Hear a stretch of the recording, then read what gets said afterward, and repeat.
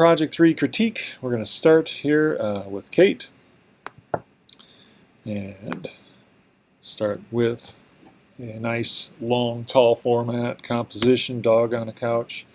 The dog in our face. I like the composition. I like the sharpness of the eyes and how this is out of focus and the out of focus behind. Nicely composed image. And then the dog in the car and playing with the ball. And I really like this image. There's just something about this photograph, just as a singular image, that really resonates with me. I love the dog in the dirt on the ball, and then this road leading off there, and then the foggy. It's just really nice. It fits into like the new landscape photography image. I can see it fitting on that Facebook page that I often go to and look at this new landscape imagery. When I first saw this image, I thought the dog was dead. Seemed a bit morbid, but I now just see it's playing in there. So, you know. So, anyways, we construct a very clear narrative. You know, from the house to play, and the travels in between. This is interesting. I'm not sure. You know, this image is actually in color, and then we go to grayscale, and then we come out here. This image feels almost grayscale, but is not. I kind of wish that this image maybe was just selectively colored or somewhat enhanced. You know, because it maybe, you know, feels like we're kind of getting excited, then the doldrums of travel, and then back, you know, the full color of play, full color of rest. That to me would have helped the narrative a bit more. But there's some really nice compositions in here. The narrative certainly flows very clearly and distinctly. In terms of, you know, high art, I keep talking about in these videos, high art. I'm not sure if it gets to that realm of high art, but it's well done, well executed, and that's what I asked of you. All right, so I'm going to leave it there and move on. I'm not going to belabor these critiques too much because I want to spend more time helping people with their final portfolios. All right, now in here we're looking at Ren's composition, so we have both a grayscale and a color. I like these photographs, actually. And I actually kind of like this, how you've played with this in Photoshop again for whatever post-processing that you're using. I like this shift. You know, it has a bit more drama in this image. Maybe just using a filter from some other photo editing place online.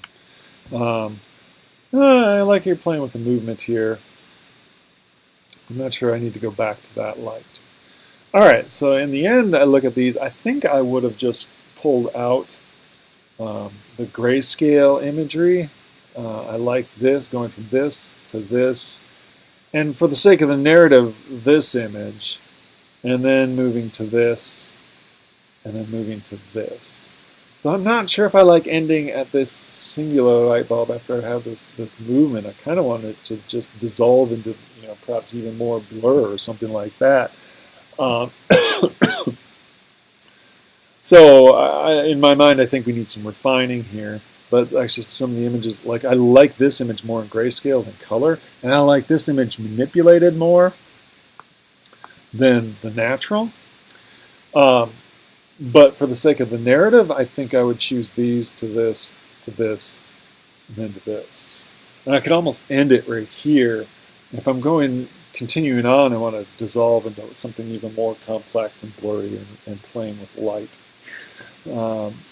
So, all right, in the end, though, I think you did a good job of exploring the narrative and creating a narrative without people, you know, or even an animal of any sort. And you just sort of have this human-made landscape.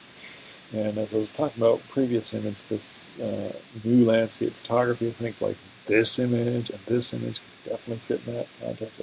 Sorry, I'm just kind of obsessing about that. I recently discovered this page. So I'm thinking a lot about that. But, all right, good job with that, Ren. And we're going to move along. And we're going to look at Megan's work. And it's fabulous clouds. Great cloud photograph. I don't know if you're familiar with Stieglitz, but he has this series called Equivalence where he photographed the clouds. It's like 100 years ago. But so we go from this to this. This is probably my favorite image, singular image. Certainly ties to the other ones in your narrative, but I like the introduction of the power lines. And then the clouds are transforming more. This one, I think you got almost a little bit heavy with the editing. on it. Like these blacks are just a little too black, a little too contrasty, a little too inky for me. Need to be pulled back just a little bit. I'm thinking print, and then the rainbow. So we have this process of the storm. I think we could have played a little bit more like with the introduction of things. Like there's not a lot of transition. There's certainly some transition in the clouds from here to here, but there's no other elements. I like this transition here where we go from these clouds to these similar clouds, but then we bring the power lines. But then we lose the power lines, and then we bring them back in color.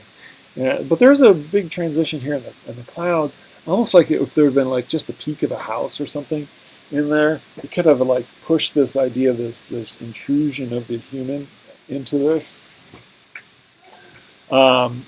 So those are some of my thoughts on this.